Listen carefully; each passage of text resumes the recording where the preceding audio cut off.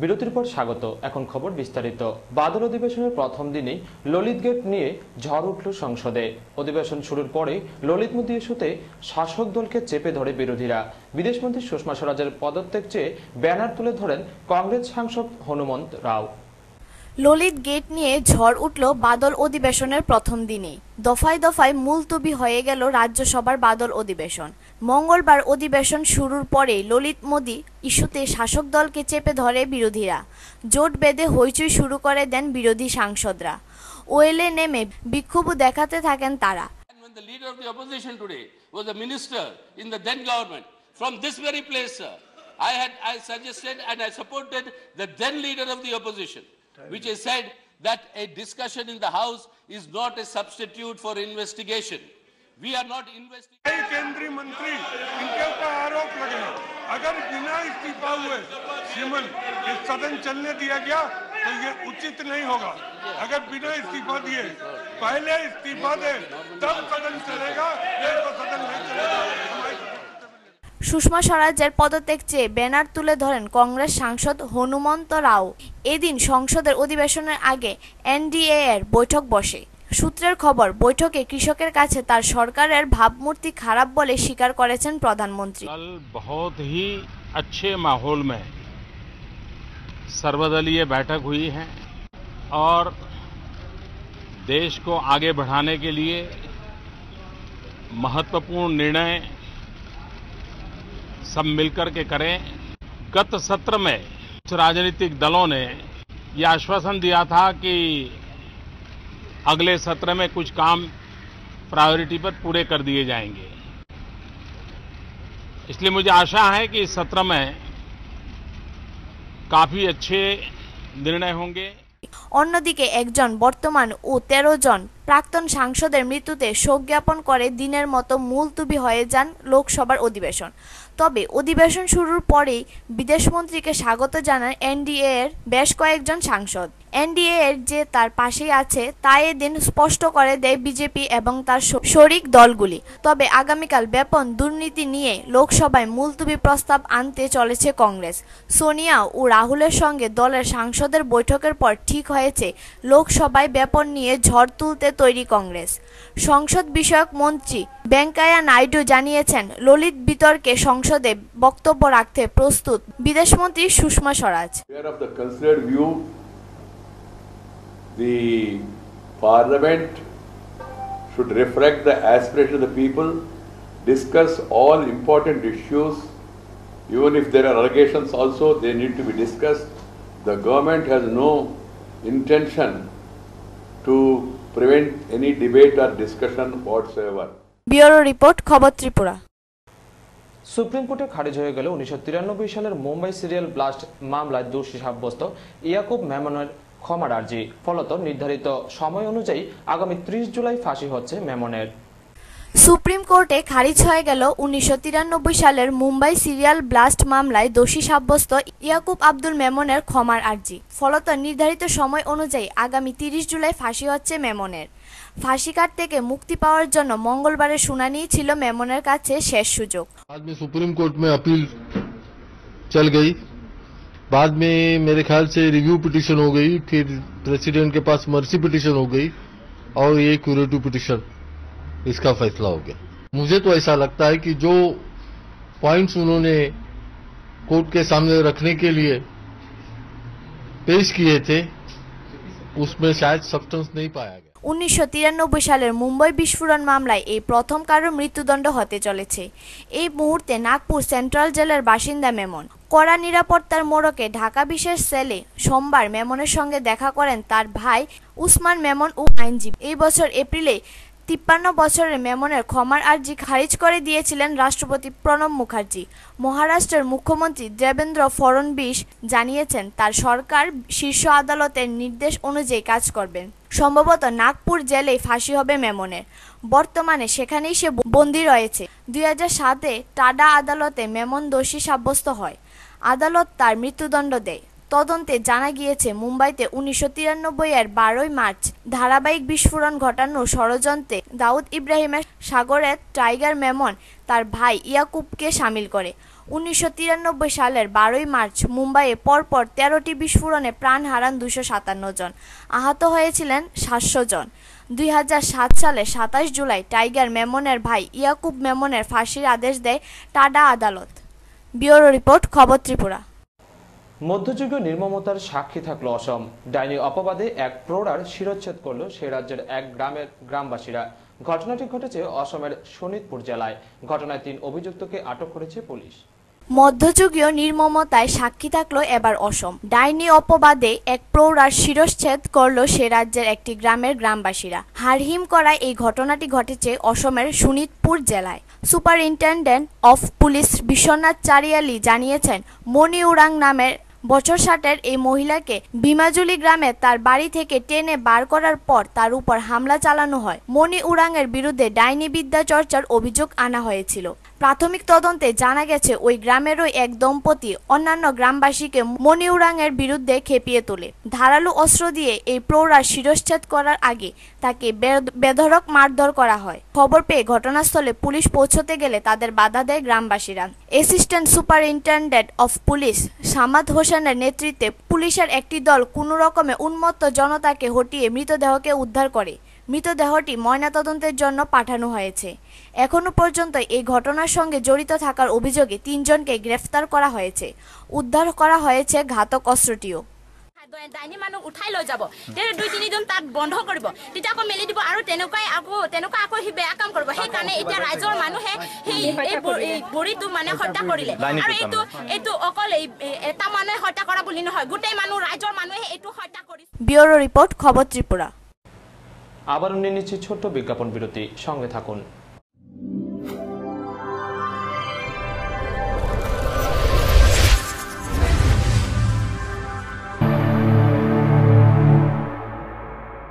বিরতির পর আবারও স্বাগত।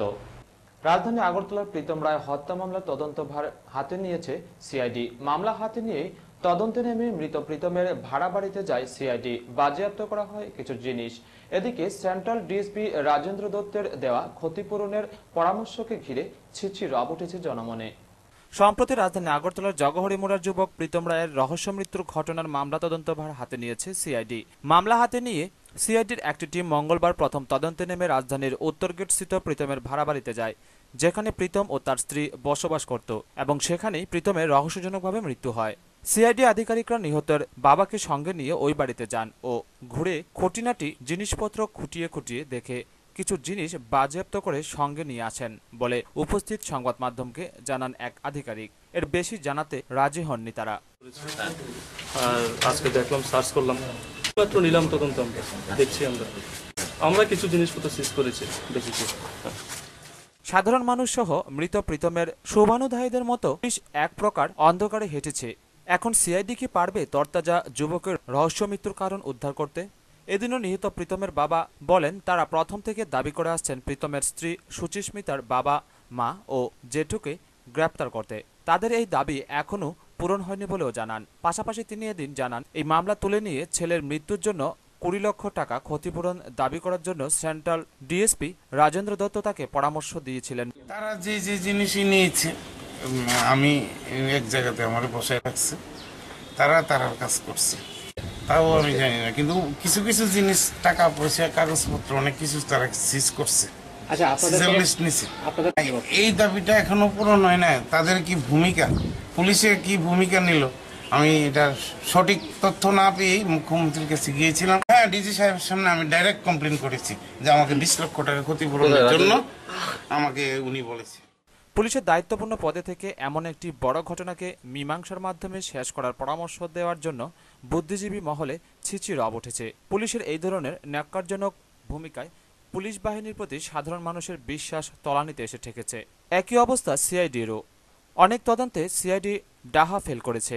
এখন দেখার বিষয় সিআইডি এই তদন্তে প্রকৃত কারণ উদ্ধার করে তাদের উপর লাগা কলঙ্কের দাগ মুছতে পারে কিনা। ব্যুরো রিপোর্ট, খবর ত্রিপুরা। কেন্দ্রীয় বিজেপি সরকারের বিভিন্ন জনবিরোধী নীতির প্রতিবাদে রাজ্যব্যাপী বিক্ষোভ মিছিল ও প্রতিবাদ সভার অঙ্গ হিসেবে রাজধানীতে এক মিছিল ও সভার আয়োজন করে সিপিএম, যার প্রধান বক্তা ছিলেন দলের রাজ্য সম্পাদক বিজন ধর। বিজেপি দলকে এখন মানুষ বলে ভারতীয় জালিয়াত পার্টি, এই অভিযোগ সিপিআইএম এর ত্রিপুরা রাজ্য কমিটির সম্পাদক বিজন ধরের। কেন্দ্রের বিজেপি সরকার এবং প্রধানমন্ত্রী নরেন্দ্র মোদী দুর্নীতিমুক্ত ভারত গড়ার প্রতিশ্রুতি কোথায় গেল, এই অভিযোগ সামনে রেখে সোমবার বিকেলে গোটা রাজ্য জুড়ে বিক্ষোভ র্যালি ও প্রতিবাদ সভার আয়োজন করে। এই সভায় বক্তব্য রাখতে গিয়ে বিজন ধর এই অভিযোগ করে। আমরা জানি বিজেপি এই দলটার অনেক বিশেষণ রয়েছে, অনেক বিশেষণে বিশেষিত এই ভারতীয় জনতা পার্টি, যেটাকে অনেকেই এখন বলেন ভারতীয় জালিয়াত পার্টি। মুখে যাই বলো কালো টাকা উদ্ধার অমুক তমুক, 18-19টা দেশে গেলেন, কালো টাকা নিয়ে কোনো কথা হয়েছে দেশে ফিরিয়ে আনবার জন্য? বরং তার দলের নেতারা এইভাবে দুর্নীতি করে নতুন করে কালো টাকা তৈরি করছে। পাশাপাশি তিনি আরও অভিযোগ করে যে কেন্দ্রীয় মন্ত্রী সুষমা স্বরাজ ও রাজস্থানের মুখ্যমন্ত্রী বসুন্ধরা রাজের বিরুদ্ধে ওঠা দুর্নীতির অভিযোগ পেয়ে দলের সর্বভারতীয় সাধারণ সম্পাদক অমিত শাহ তাদেরকে যে হুঁশিয়ারি দিয়েছেন তাতে চলবে না। এই ইস্যুতে সিপিআইএম দলের দাবি, এর সুষ্ঠু তদন্ত করতে হবে ও দুষ্প্রমাণিত হলে পদত্যাগ করতে হবে। প্রধানমন্ত্রীর দপ্তর যদি চুপ থাকে, মানুষের সন্দেহ বাড়তে বাধ্য, সন্দেহ তৈরি হতে বাধ্য। আমরা চাই দলের প্রেসিডেন্ট বসুন্ধরা রাজে সুষমা এদেরকে না বাড়ার জন্য বলেছেন, বেশি বেরো না। এই কথাতে তো কোনো কাজ হবে না, পদত্যাগ করতে হবে, যথাযথ তদন্তের ব্যবস্থা করতে। এদিনের এই সভায় দলের রাজ্য সম্পাদক ছাড়াও উপস্থিত ছিলেন দলের পশ্চিম জেলা কমিটির সম্পাদক পবিত্র কর সহ অন্যান্য নেতৃবৃন্দ। আগরতলার পাশাপাশি রাজ্যের প্রায় প্রতিটি মহকুমাতেই এই কর্মসূচি পালিত হয় এদিন। ব্যুরো রিপোর্ট, খবর ত্রিপুরা। যমজ সন্তানের জন্ম দিয়ে প্রলোভনে পড়ে আত্মীয়কে দান করেন এক সন্তান, আর সেই সন্তানের খোঁজ নিতে গিয়ে জানা গেল বিক্রি করে দেওয়া হয়েছে শিশুটিকে। অসহায় মা বাবা দ্বারস্থ হলেন আদালতে। ঘটনা অমরেন্দ্রনগর এলাকায়। বিচারে বাণী যেন নীরবে নিভৃতে কাঁদে। সন্তান হারিয়ে মা পাগল হয়ে গেছে, বাবা চোখের জল আটকে রাখতে পারছে না। পুলিশের কাছে অনেক কাকুতি মিনতি করেও কোনো ফল না পাওয়ায় অসহায় পিতামাতা আদালতের দ্বারস্থ হয়েছে। অমরেন্দ্রনগর ফাঁড়ি থানার অন্তর্গত বিশ্রামগঞ্জের নলজলা এলাকায়। ঘটনা সূত্রে জানা গেছে, গত 1 বছর আগে লুৎফা বেগম আইজিএম হাসপাতালে 2টি কন্যা যমজ সন্তানের জন্ম দেয়। তখন স্বামী সেলিম মিয়া কর্মসূত্রে ভিন্ন রাজ্যে ছিল। সন্তান প্রসবের সময় তার সঙ্গে ছিল মামি হনুহা বেগম এবং মাসতুতো বোন পিয়ারা বেগম। তখন তারা লুৎফাকে নানান প্রলোভন দিতে থাকে যে একটি মেয়ে আমায় দিয়ে দাও, তোমার অন্য মেয়েটিকে আমি বিয়ে দিয়ে দেব। টানা 8 দিন লুৎফার পিছু ছাড়েনি বোন পিয়ারা। স্বামী সেলিম খবর পেয়ে বাড়িতে এলে লুৎফার মামি হনুফা বেগম, মামা নূর মিয়া, বোন পিয়ারা বেগম এবং বোনের স্বামী টিটু মিয়া তাদের ভুলিয়ে ভালিয়ে এক মেয়ে ফারজানা বেগমকে নিয়ে যায়। কথা ছিল অন্তত সপ্তাহে 2 বার তাকে মেয়ের সঙ্গে দেখা করানো হবে। কিন্তু সপ্তাহের পর সপ্তাহ পেরিয়ে গেলেও ফারজানাকে আর তার মায়ের কাছে নিয়ে আসা হয় না। বাধ্য হয়ে লুৎফা বেগম এবং সেলিম মিয়া কন্যা সন্তানটিকে দেখতে গিয়ে দেখে যে বাড়িতে নেই। তাদের জিজ্ঞাসা করা হলে হুমকি সম্মুখীন হয় স্বামী স্ত্রী। এলাকায় খবর নিয়ে জানতে পারে তারা ফারজানাকে অন্যত্র বিক্রি করে দিয়েছে। এমূলে বাবা সেলিম মিয়া অভিযুক্ত 4 জনের নামে অমরেন্দ্রনগর ফাঁড়ি থানায় মামলা করতে গেলে তা গ্রহণ করেনি ওসি তাপস দাস। পরে আদালতের চাপে মামলা গ্রহণ করতে বাধ্য হয় ওসি সাহেব। তিনি উক্ত মামলায় পুলিশের সঙ্গে অভিযুক্তের মোটা অঙ্কের টাকা লেনদেন হয়েছে বলে অভিযোগ করেন। 2জন বাচ্চা হয়েছিল জন্ম হওয়ার পরে আমি বাড়ি ছিলাম না। আমি খবর জানার পরে বাড়ি আইলাম, আইয়া দিয়ে আমার 1 বাচ্চা বেড়ে গেল। আমার মামা শ্বশুর, মামি শাশুড়ি, আমার জ্যাঠস বাইরা মিডিয়া নিল। আমি তারা থেকে জানতে গেলাম মামা কোন জায়গায় আমার বাচ্চা দিলেন। আমার মারধর করলো, কোন বাচ্চা হলো তুই, কই থেকে আসো বাচ্চা বিচারতে, মারছে মারধর করলো। দেখা দেখা মার্কেট দিছে, আমার থাপড়া তুলে দিছে। আমি রিটার্ন আইয়া থানায় গেলাম, থানা আমার পাত্তা দেয় না। কোর্টে আইলাম, কোর্টে আমি কেস করছি। অক্ষণ আমার বাচ্চার কোনো সন্ধান মেলা মানুষকে শুনি আমি আমার বাচ্চা নাকি বিক্রি করে লাগছে। দয়া করে মহামান্য আদালতের কাছে আমার এই আবেদন, আমার বাচ্চারা চাই আমি। 2014 সেলিম মিয়া আমার কাছে আসে একটা ঘটনা নিয়ে। তার বাচ্চা যমজ বাচ্চা হয়েছিল, যমজ বাচ্চা 2 জনের বার্থ সার্টিফিকেট আমার কাছে আছে। এই বাচ্চাগুলিকে বাচ্চা হওয়ার পর একটা বাচ্চা পিয়ারা বেগমের কাছে দিয়েছিল লালন পালনের জন্য। সেই পিয়ারা বেগমের স্বামী টিটু মিয়া এবং আরও খলিফা বেগম, তারপরে নুরু মিয়া, তারা 3 জন মিলে বাচ্চাটাকে বিক্রি করে দেয় কার কাছে। এরা বারবার বলছে বাচ্চাটাকে দেওয়ার জন্য, দেখার জন্য, কিন্তু তারা দেখাচ্ছে না, বারবারই ওদেরকে মারধর করে তাড়িয়ে দিচ্ছে। তারপর আমি থানায় গেছে এফআইআর নিয়ে, থানায় এফআইআর রাখা হয়নি। তারপর বাধ্য হয়ে আমরা কোর্টে একটা কেস করেছি, যার কেস নাম্বার ছিল CR মিস 14/14। এখন মা লুৎফা তার মেয়ে ফারজানাকে ফিরিয়ে পাবার আশায় দিন গুনছেন। ব্যুরো রিপোর্ট, খবর ত্রিপুরা। 6 দফা দাবির সমর্থনে 1 থেকে 19 আগস্ট পর্যন্ত প্রচার অভিযান কর্মসূচির সমর্থনে সিপিএম সোনামুড়া বিভাগীয় কমিটির উদ্যোগে এক কনভেনশন অনুষ্ঠিত হয় সোনামুড়া টাউন হলে। সবাই উপস্থিত ছিলেন দলের সিপাহীজলা জেলা সম্পাদক গোড়া চক্রবর্তী সহ অন্যান্যরা। সিপিআইএম সোনামুড়া মহকুমা কমিটির উদ্যোগে 6 দফা দাবিতে 1 থেকে 19 আগস্ট প্রচার অভিযান কর্মসূচির সমর্থনে মঙ্গলবার সোনামুড়া টাউন হলে এক কনভেনশন অনুষ্ঠিত হয়। এই দিনের এই কনভেনশনে উপস্থিত ছিলেন সিপিআইএম সিপাহীজলা জেলা কমিটির সম্পাদক গোড়া চক্রবর্তী, পার্টির বিভাগীয় সম্পাদক রতন সাহা, জেলা কমিটির সদস্য সুরেশ দাস, জেলা কমিটির সদস্য সুবল রুদ্র ও শামসুল হক সহ অন্যান্যরা। উক্ত কনভেনশনে উল্লেখিত 6 দফা দাবিগুলির মধ্যে হল বেকারদের কাজের সুযোগ বাড়াতে হবে, কেন্দ্রীয় সরকারের পরে থাকা লক্ষ লক্ষ শূন্য পদ পূরণ করতে হবে, খাদ্য নিরাপত্তা আইন চালু করা প্রভৃতি। এই দিনের কনভেনশনে বক্তব্য রাখতে গিয়ে পার্টির সিপাহীজলা জেলা কমিটির সম্পাদক গোড়া চক্রবর্তী বলেন, যা ইতিমধ্যে আমাদের কাছে কাগজের মধ্য দিয়ে দেওয়া হচ্ছে ঘোষণাবাকারে, সে দাবিগুলোর প্রচারের জন্য আন্দোলন কর্মসূচি দেওয়া হচ্ছে। আমাদের পার্টির রাজ্য কমিটিতে সিদ্ধান্ত হয়েছে এই কর্মসূচিকে আরেকটু প্রলম্বিত করে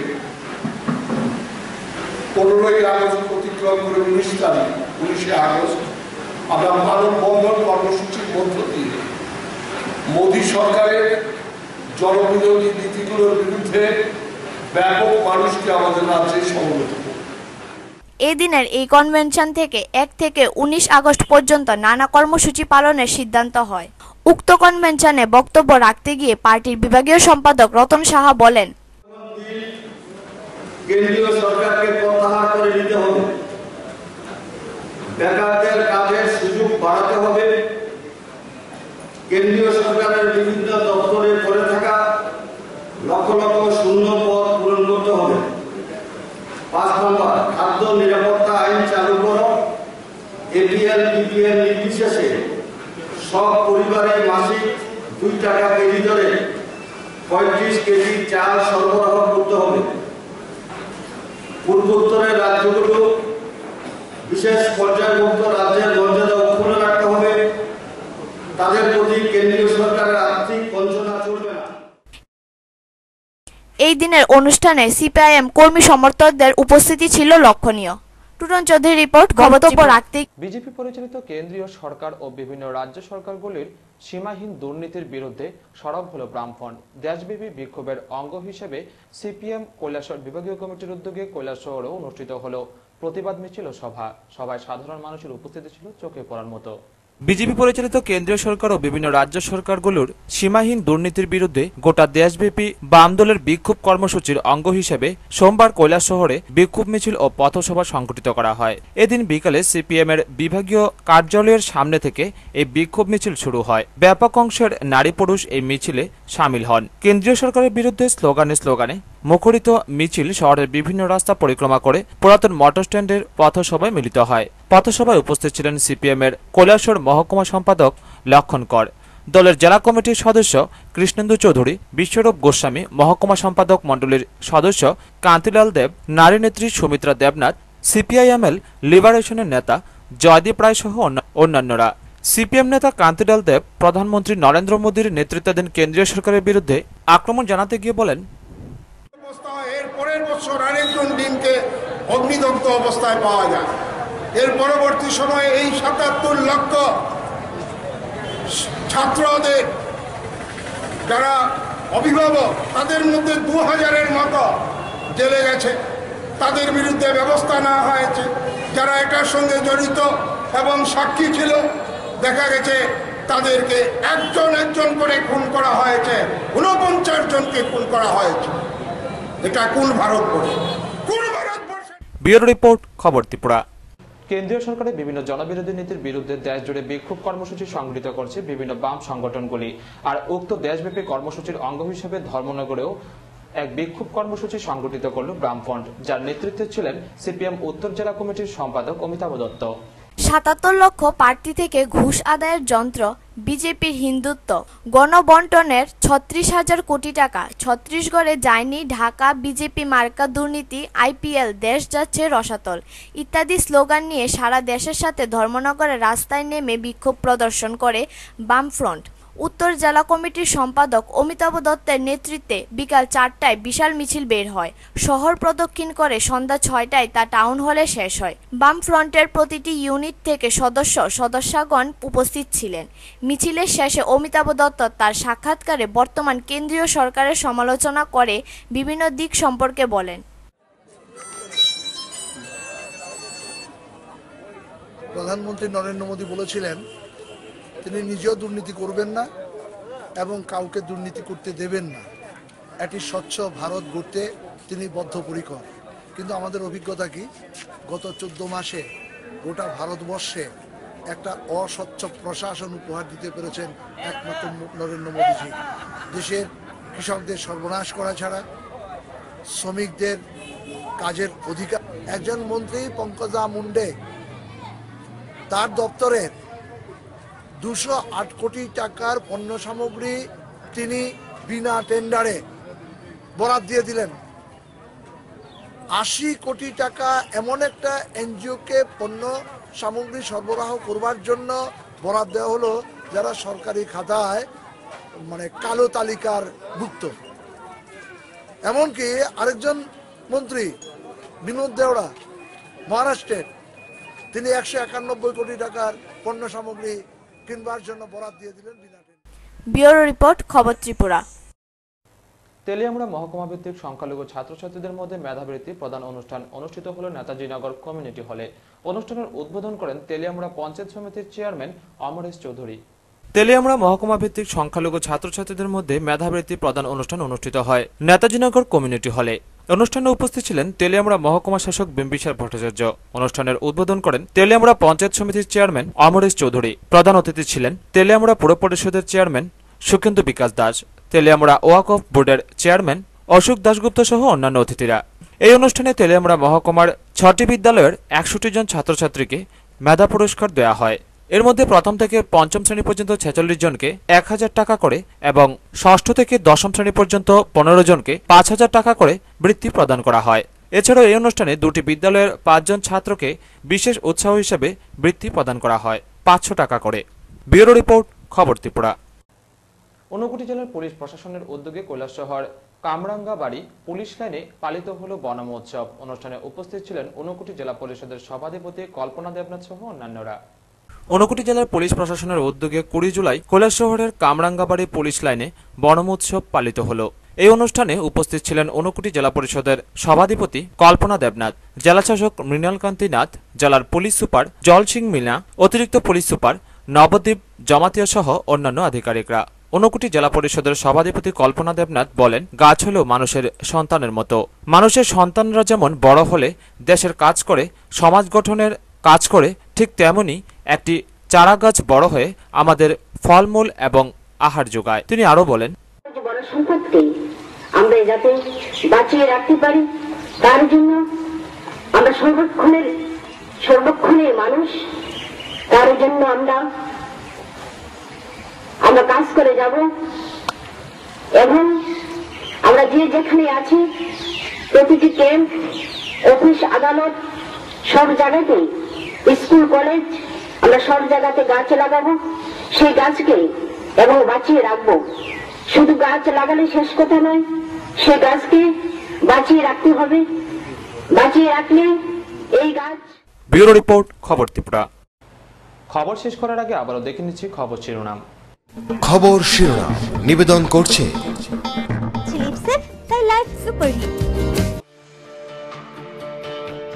বাদল অধিবেশনের প্রথম দিনে ললিত গেট নিয়ে ঝড় উঠল সংসদে। অধিবেশন শুরুর পরে ললিত মোদী ইস্যুতে শাসক দলকে চেপে ধরে বিরোধীরা।